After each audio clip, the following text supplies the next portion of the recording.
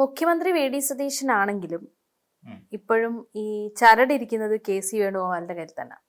കാരണം 11 കോൺഗ്രസ് മന്ത്രിമാരിൽ 9 പേരും വേണുഗോപാൽ പക്ഷത്തുള്ളവരാ. അപ്പം ഈ ചാണ്ടി ഉമ്മനെയും വി ടി ബലറാമിനെയും മാത്യു കുഴൽനാടിനെയും ഒക്കെ പുറത്താക്കിക്കൊണ്ട് ശരിക്കും പറഞ്ഞു കഴിഞ്ഞാൽ കെ സി വേണുഗോപാലിന്റെ ഒരു ആധിപത്യം തന്നെ ഈ മന്ത്രിസഭയിൽ നമുക്ക് കാണാൻ പറ്റും. ഈ രീതിയിലാണ് കാര്യങ്ങൾ മുന്നോട്ട് പോയിക്കൊണ്ടിരിക്കുന്നത്. എന്താവും നാളത്തെ അവസ്ഥ? ഇല്ല, നമ്മൾ നോക്കിക്കഴിഞ്ഞാല് 8 പേരാണ് ശരിക്കും കെ സി പക്ഷത്തു നിന്നുള്ളത്. അതായത് വി ഡി സതീശൻ, രമേശ് ചെന്നിത്തല എന്ന് പറയുന്ന 2 മറ്റു നേതാക്കന്മാർ നിൽപ്പുണ്ട്. അപ്പം ഈ 2 നേതാക്കന്മാരെ വെട്ടിയിട്ട് ആകെപ്പാടെ 11 പേരെ കണ്ടേ ഉള്ളൂ സഭയില്, അതായത് മന്ത്രിമാരായിട്ട് കോൺഗ്രസിന്റെ. അപ്പൊ ആ കോൺഗ്രസിനകത്ത് 8 പേരും, പിന്നെ 3 പേര് മാത്രമേ ഉള്ളൂ ഇവരുടെ ഗ്രൂപ്പിലുള്ളത്. അതിലൊന്ന് മുഖ്യമന്ത്രി, ഒന്ന് രമേശ് ചെന്നിത്തലയാണ്, ഒന്ന് വി ഡി സതീശനും. ആ ടോട്ടൽ ഉള്ളതിൽ ഒന്ന് വി ഡി സതീശനും, ഒന്ന് രമേശ് ചെന്നിത്തലയും, പിന്നെ വേറെ ഒരാള്. അങ്ങനെ മാത്രമാണ് ഒഴിവായി നിൽക്കുന്നത്. അപ്പൊ ഇതിൽ നമ്മൾ നോക്കിക്കോളൂ, ഈ 8 പേരെന്ന് പറയുന്നത് ചെറിയൊരു സംഖ്യ അല്ല. ഇപ്പം നമ്മളെല്ലാവരും കേട്ടെന്താ, ഇത്തവണ ചാണ്ടി ഉമ്മൻ ഒരു മന്ത്രിസ്ഥാനം കൊടുക്കും. വിദ്യാഭ്യാസ വകുപ്പൊക്കെയാണ് കഴിഞ്ഞ ദിവസം കേട്ടതെന്ന് എനിക്ക് തോന്നുന്നു, അല്ലേ? അപ്പം വിദ്യാഭ്യാസ വകുപ്പ് മന്ത്രിയാവും. പിന്നെ വേറെ പലരെയും, മാത്യു കുഴൽനാടനൊക്കെ ശരിക്കും മന്ത്രിസ്ഥാനം കൊടുക്കേണ്ട ആള് തന്നെയാണ്. പക്ഷെ പുള്ളി വി ഡി സതീശന് അനുകൂലിയാണ്ട കൊടുക്കാഞ്ഞ്. ആകെപ്പഴയ്ക്കുന്ന റോജി എം ജോൺ മാത്രമാണ് അങ്കമാലി. അങ്ങനെ ഓരോരുത്തർക്കും അങ്ങനെ ഓരോ സ്ഥാനങ്ങൾ കൊടുത്തിട്ടുണ്ട്. അപ്പൊ ഇതില് നമ്മൾ അറിയുന്ന ഒരു ചില കാര്യങ്ങൾ എന്ന് വെച്ച് കഴിഞ്ഞാൽ, എന്തിനായിരിക്കാം കെ സി വേണുഗോപാൽ ഇങ്ങനെ ഒരു നീക്കം നടത്തിയത്?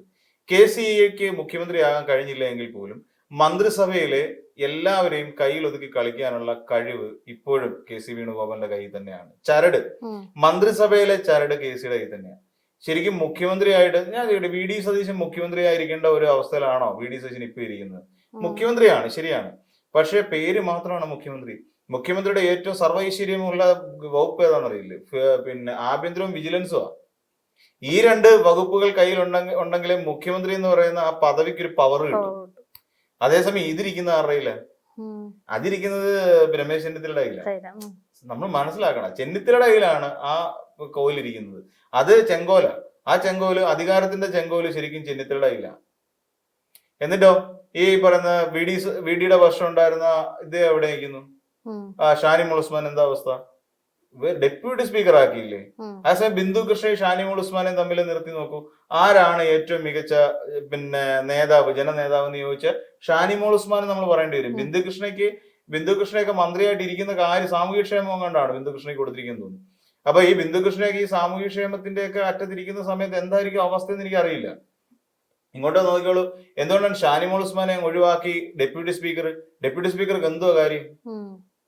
സ്പീക്കർ ഇല്ലാത്ത സമയത്ത് ഡെപ്യൂട്ടി സ്പീക്കർ അല്ല, ഡെപ്യൂട്ടി സ്പീക്കറിനല്ല എന്ത് പോസ്റ്റാണ് അവിടെ മന്ത്രിസഭയായിട്ട് ബന്ധപ്പെട്ടുകൊണ്ട്? എന്തെങ്കിലും ഒരു പ്രയോജനമുള്ള ഒരു നേതാവാണോ? അല്ല. അപ്പൊ അങ്ങനെ ഒതുക്കി ഷാനിമോൾ ഉസ്മാനെ. പിന്നെ ഇദ്ദേഹത്തെ സ്പീക്കറാക്കി. അദ്ദേഹം പറയുന്ന സ്പീക്കർ എന്ന് പറയുന്ന അതിന്റെ ഒരു സർവാധികാരിക്കാരനാണെന്നാണ് തിരുവഞ്ചൂർ ഇപ്പൊ പറയുന്നത്. കാര്യം പുള്ളി ആഭ്യന്തരത്തിന് വേണ്ടി കിണഞ്ഞ് പരിശ്രമിച്ചുകൊണ്ടിരുന്നു. ഇനിയിപ്പം കൂടുതൽ കോൺഗ്രസിനെ കൂടുതൽ സമ്മർദ്ദത്തിലാക്കണ്ട എന്ന് കരുതിയിട്ടാവാം അദ്ദേഹം പതുക്കെ ഒഴിഞ്ഞു മാറി നിൽക്കുകയാണ്. അപ്പം അപ്പൊ ഇതിലൂടെ സംഭവിക്കാൻ പോകുന്ന കാര്യങ്ങൾ നമ്മൾ എപ്പോഴും കേരളത്തിൽ നമ്മൾ നിഷ്പക്ഷമായി നിന്നുകൊണ്ട് സംസാരിക്കുമ്പോൾ കേരളത്തിൽ ഭരണം നടന്നാൽ മതി എന്ന് പറയുന്ന ഒരു ആവശ്യത്തിലേക്കാണ് നമ്മൾ വിരൽ ചൂണ്ടുന്നത്.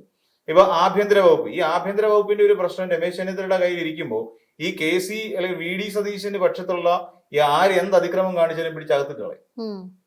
ഏതൊരു കാര്യത്തിൽ വിജിലൻസ് കയ്യിൽ ഇരിപ്പുണ്ട്. ഈ രമേശ് ചെന്നിത്തലയാണ് കെ എം മാണി, സ്വന്തം ഘടകകക്ഷിയിൽപ്പെട്ട ഒരാളാണ് K M Mani. K M മാണിയുടെ കുടുംബത്തിനെതിരായി അല്ലെങ്കിൽ കെ എം മാണി ബാർക്കോഴ വിവാദവുമായി ബന്ധപ്പെട്ടുകൊണ്ട് അദ്ദേഹത്തിന്റെ വീട്ടിൽ പോലീസിനെ കയറ്റിയും വിജിലൻസിനെ കയറ്റിയത് ആരാന്ന് ചോദിച്ചാൽ രമേശ് ചെന്നിത്തലയാണ്. സ്വന്തം മന്ത്രിസഭയിൽ ഉണ്ടായിരുന്ന ഒരു മന്ത്രിയുടെ വീട്ടിൽ വിജിലൻസിനെ കയറ്റി വിട്ടു. അപ്പം പിന്നെ രമേശ് ചെന്നിത്തലയെ പ്രൊട്ടക്ട് ചെയ്യാതെ അല്ലെ രമേശ് ചെന്നിത്തലയെ കൂടുതൽ എന്താ പറയാ തഴുകി നിൽക്കാതെ ഈ പറയുന്ന നേതാക്കന്മാർക്കൊന്നും അങ്ങോട്ട് പോകാൻ പറ്റില്ല. പലപ്പോഴും രമേശ് ചെന്നിത്തല പല ഡേറ്റകളും കുത്തിപ്പൊക്കിക്കൊണ്ട് വരുന്നുണ്ടല്ലോ. എങ്ങനെ കുത്തിപ്പൊക്കിക്കൊണ്ട് വരുന്നത്? ഇപ്പോഴും രമേശ് ചെന്നിത്തലയ്ക്ക് അകത്ത് ആളുണ്ട്. പിന്നെ പിണറായി വിജയൻ ഭരിക്കുന്ന കാലത്ത് രമേശ് ചെന്നിത്തലയ്ക്ക് ആഭ്യന്തര വകുപ്പിൽ ആളുണ്ട്. അങ്ങനെയുള്ള ഒരു നേതാവാണ് രമേശ് ചെന്നിത്തല. അപ്പൊ ആ രമേശ് ചെന്നിത്തലയെ തന്നെ അല്ല ക്ഷോഭിക്കാറില്ല. എത്ര എന്ന് വെച്ചാലും ക്ഷോഭിക്കത്തില്ല. മുഖത്തിന് അടി അടിച്ചു കഴിഞ്ഞാൽ ചിരിച്ചോണ്ട് പറയേണ്ട കാര്യം പറയുകയും ചെയ്യും. ഒഴിവാകേണ്ടടുത്ത് കൃത്യമായി ഒഴിവാകുന്ന ഈ പറയുന്ന തന്ത്രജ്ഞനാണ്. തന്ത്രം പഠിച്ചവനാണ് മന്ത്രിയാകുക എന്ന് പറയുന്നത് കേട്ടിട്ടില്ല. എന്ന് പറയുന്നതല്ല, തന്ത്രം നന്നായിട്ട് അറിയാവുന്ന ഒരാളാണ് ശരിക്കും രമേശ് ചെന്നിത്തല. അതുകൊണ്ട് ചെന്നിത്തലയ്ക്ക് ഈ വകുപ്പ് മാന്യമായി ഹാൻഡിൽ ചെയ്യാൻ പറ്റും. ഈ പറയുന്ന പലരെയും വിറപ്പിക്കാൻ പറ്റും. വിറപ്പിക്കാന്ന് പറഞ്ഞാൽ വിജിലൻസ് കൈയിരിക്കുന്നിടത്തോളം കാലം ചെന്നിത്തലയെ ഭയക്കണം എന്നല്ലാരും. ഉം. പിന്നെ ഞാൻ പലപ്പോഴും ആലോചിച്ചിട്ടുണ്ട് എന്തിനാണ് ഈ യുവജനക്ഷേമമാണെന്ന് തോന്നുന്നു നമ്മുടെ പുതിയൊരു ചെറുപ്പക്കാരുണ്ടല്ലോ 37 വയസ്സുള്ള OJ ജനീഷ്, ഇവരൊക്കെ എന്തിനാണ് ഇവർക്കൊക്കെ മന്ത്രിസ്ഥാനം എന്നുള്ളത് നമ്മൾ ആലോചിക്കണം കുറച്ചുകൂടെ. അതിന് ഏറ്റവും ബെസ്റ്റ് ആയിട്ടുള്ള ഒരാളെ VT ബൽറാം ആയിരുന്നു.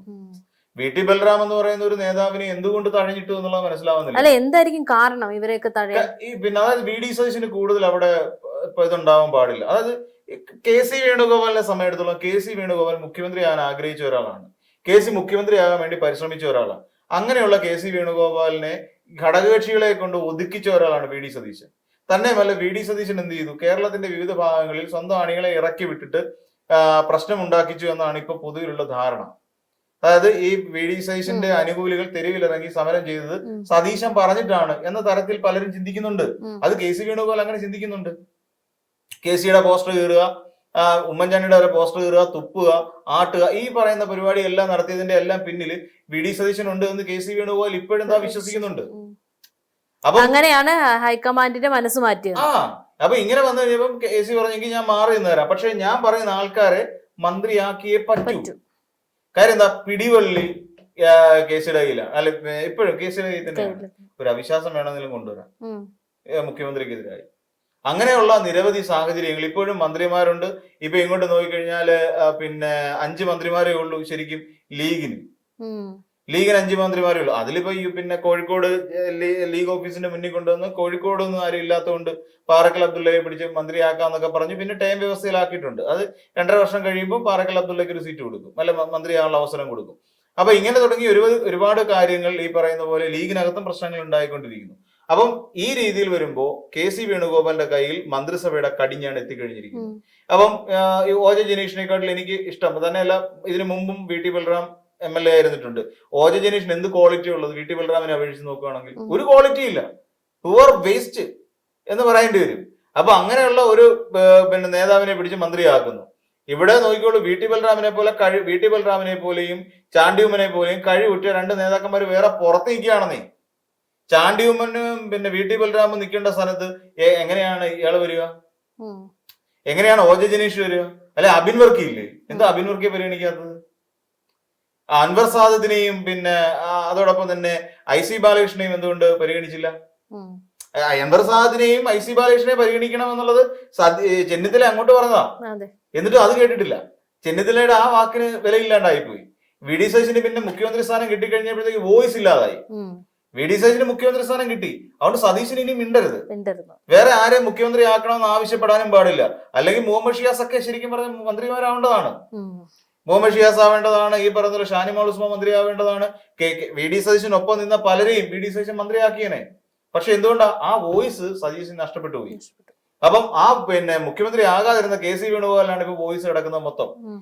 പിന്നെ KC വേണുഗോപാൽ ഇനി എന്ത് തരം കളിയാണ് കളിക്കാൻ പോകുന്നത് എന്ന് നമുക്ക് ആർക്കും പ്രെഡിക്റ്റ് ചെയ്യാൻ പറ്റില്ല. പക്ഷെ എന്റെ ഒരു അഭിപ്രായം വെച്ചിട്ട് ഇവര് കളിക്കാൻ ഇറങ്ങരുത്. കാരണം ഇത് ജനങ്ങൾ വിശ്വസിച്ച് ഭരണം ഏൽപ്പിച്ചാണ് UDF-നെ. ഇപ്പൊ എന്ന് വെച്ചാൽ കഴിഞ്ഞ സർക്കാർ പിന്നെ ഒരു മാറ്റം, ആ സർക്കാരിൽ നിന്നൊരു മാറ്റം വരണമെന്ന് ആഗ്രഹിക്കുന്ന കുറേയധികം ആൾക്കാരാണ് ഇത്തവണ വോട്ട് ചെയ്തതും പിന്നെ ഈ പറയുന്ന UDF-നെ വിജയിപ്പിച്ചത്. ആ സാഹചര്യത്തിൽ ഇനി ഒരു പരീക്ഷണ വസ്തുവാക്കി നീ മാറ്റരുത്. ഉമ്മൻചാണ്ടി ഭരിക്കുന്ന കാലഘട്ടത്തിൽ VD സതീശൻ അടക്കമുള്ള നേതാക്കന്മാർ ആ കാലഘട്ടത്തിലെ മന്ത്രിസഭയെ പരീക്ഷണ വസ്തുവാക്കി മാറ്റിയിരുന്നു. അന്നത്തെ സഭയെ പരീക്ഷണ വസ്തുവാക്കി മാറ്റിയിരുന്നു. അതിനി പാടില്ല.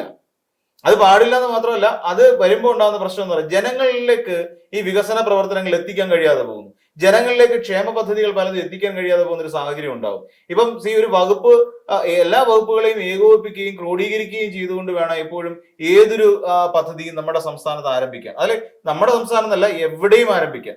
പക്ഷെ ഇവർ തമ്മിലടിക്കുകയും KC വേണുഗോപാൽ ഇതിന്റെ എല്ലാം ചരട് ഏറ്റെടുക്കുകയും ചെയ്തു കഴിയുമ്പോൾ വരുന്ന പ്രശ്നം എന്താ വെച്ചാൽ ഇവിടെ എങ്ങനെയും VD സതീശനെ ഒതുക്കുക എന്ന് പറയുന്ന ഒറ്റ ലക്ഷ്യമേ ഉണ്ടാവും. ആ ഒരു ലക്ഷ്യത്തിന് വേണ്ടിയിട്ടാണ് ഈ പറയുന്ന പോലെ മന്ത്രിമാരെല്ലാം തന്റെ കൈപ്പിടിയിൽ ഒതുക്കി വെച്ചേക്കുന്നത്. എങ്ങനെയെങ്കിലും VD സതീശനെ ഒതുക്കുക. അങ്ങനെ സതീശനെ ഒതുക്കി ഒരു സൈഡിൽ പിന്നെ എന്താ പറയാ വാ പൂട്ടി നിർത്താൻ വേണ്ടിയിട്ടുള്ള തന്ത്രമാണ് ഈ നടന്നുകൊണ്ടിരിക്കുന്നതല്ല. കാര്യം രമേശ് ചെന്നിത്തലയുടെ ആഭ്യന്തരവും വിജിലൻസും ഉണ്ട്. ബാക്കിയുള്ള പ്രധാനപ്പെട്ട വകുപ്പുകളിലുള്ള മന്ത്രിമാരെല്ലാം KC വേണുഗോപാലിന്റേത്. അപ്പൊ തുരുത്തിൽ നിൽക്കുന്ന ആരാ? ശരിക്കും VD സതീശനാണ് തുരുത്തി നിൽക്കുന്നത്. പൊതുഭരണവും ഈ പറയുന്ന പോലെ ധനകാര്യവും മാത്രമായിട്ട് ഒരു മുഖ്യമന്ത്രി ഒതുങ്ങി പോവാന്ന് പറയുന്ന ആലോചിച്ച് നോക്കി.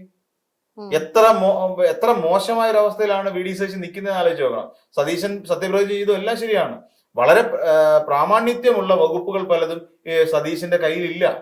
അതെല്ലാം പലയിടത്തായിട്ട് സ്കാറ്റർ ചെയ്ത് കിടക്കുകയാണ്. ഏറ്റവും പ്രധാനപ്പെട്ട വകുപ്പുകളെല്ലാം കിടക്കുന്നത് KC വേണുഗോപാലിന്റെ കയ്യിലാണ്. ഒരു പേരിന് മാത്രം പേരിന്റെ ഒരു മുഖ്യമന്ത്രി. പക്ഷെ ഇത് അങ്ങനെ, അതുകൊണ്ട് തന്നെ വി ഡി സതീശൻ ഇനി സഭയിൽ ഇനി എന്ത് വോയിസ് ഉണ്ടാവും എന്നുള്ളത് ഇനി കണ്ടറിയണം.